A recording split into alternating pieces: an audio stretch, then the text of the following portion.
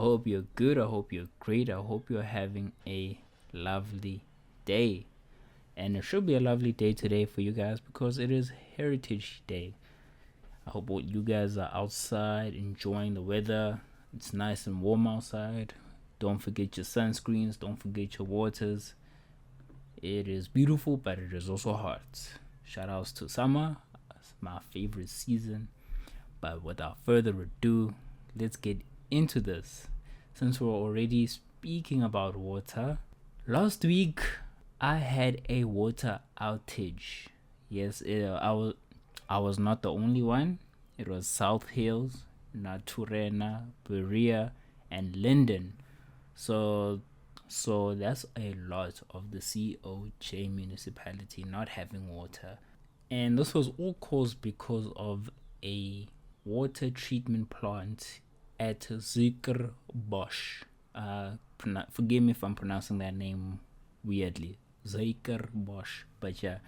So the Rand water has been on it ever since. For me, it started literally after recording last week's episode already. So since then, it's been really difficult, and not having water. It is.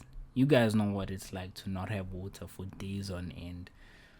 I think the water situation started getting better at about Wednesday.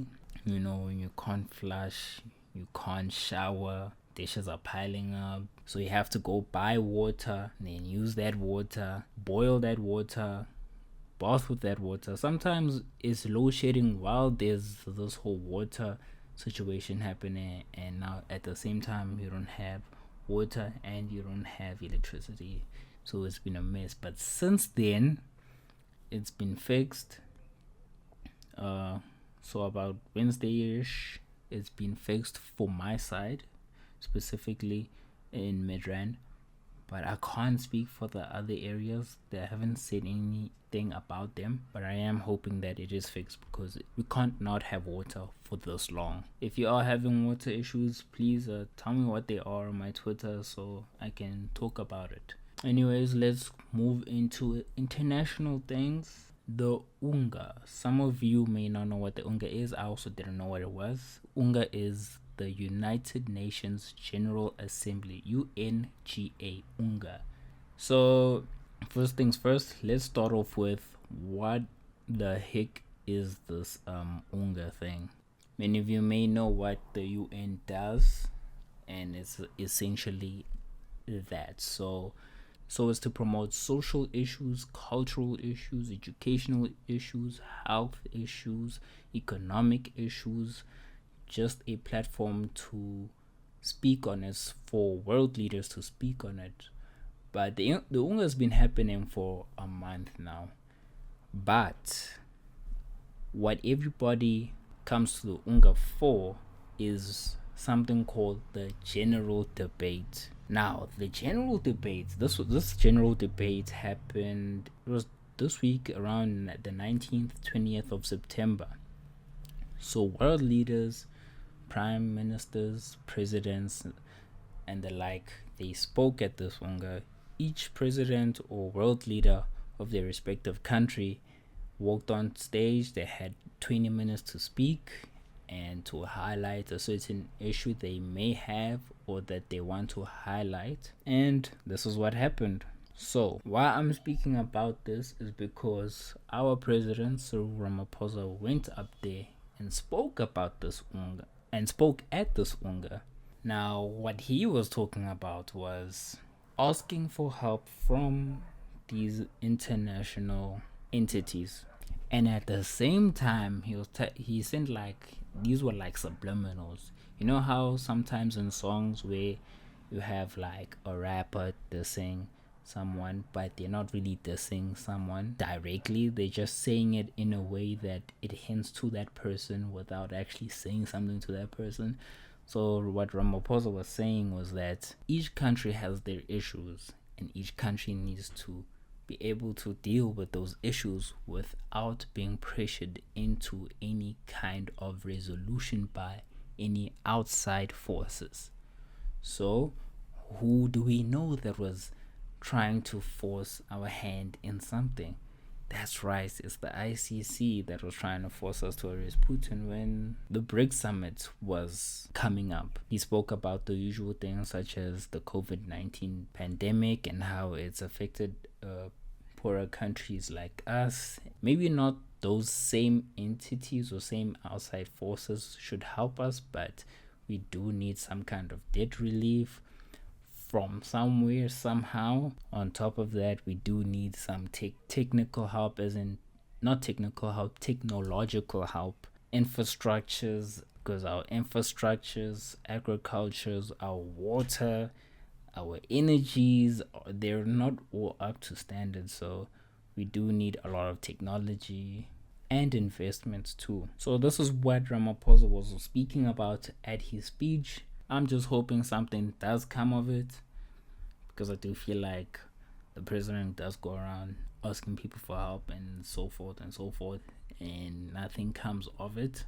In fact, I think it might even be useless, because he goes everywhere, spends tax money on jets and all these other things, and nothing comes from it. I just hope that maybe one day this will all be worth it. But for now, I can't say that like it's alright, that hey, at least he's trying. But yeah, I can't really say much, because hey man, we're having water shedding and load shedding at the same time, and things are getting worse. I mean, look at the increase in inflation. It is bad. Right now, fuel prices are high, and they're only going to get higher. And you know what that means when fuel goes up? Food goes up, because how do you transport food from place to place? You're going to need food. And that is a big one. Already, food is so expensive. You could literally go to a grocery store right now, spend 2,000 rand, and then only come back with 2 weeks worth of groceries. 2,000 rand for 2 weeks worth of groceries. That is insane to me. It wasn't that long ago where you'd only do grocery shopping for 1,000 rand and it would last you the whole month. But maybe on a more positive note, the repo rate is staying the same. It's not rising, it's not going down. So that has to mean something, right? At least it's not increasing to the point where the Reserve Bank is saying that we need to double down on the increase on the repo rate. And I would like to just speak a little bit about what happened surrounding this Burna Boy thing. I know it's a bit random, but to me, I feel like it's an indicator of what's going on with the country. So we all know Burna Boy. Well, some of us may know, but in case you don't know, I'm gonna say Burna Boy was supposed to come and perform at FNB Stadium, and he cancelled. So there are a lot of rumors surrounding this whole thing, saying that his manager stole money, or not his manager, or a promoter took money and fled the country. But the most prevalent one is low ticket sales. Now that's what I want to focus on. Low ticket sales for the Burna Boy concert. You may ask, what is low ticket sales?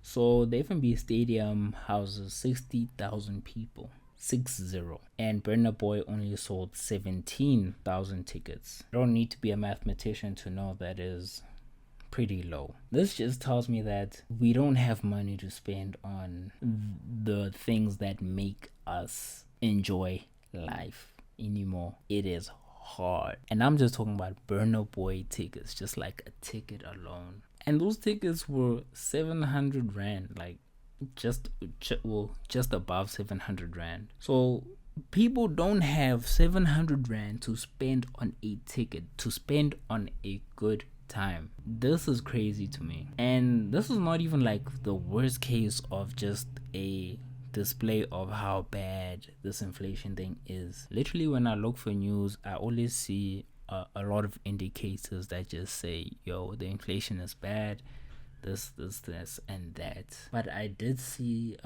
quite a while ago a stat saying that there are people in our country, our own country, who are literally dying of starvation. and are sick from malnutrition. People can't afford food. If that doesn't like hit you in some kind of way, I don't know what will. Food.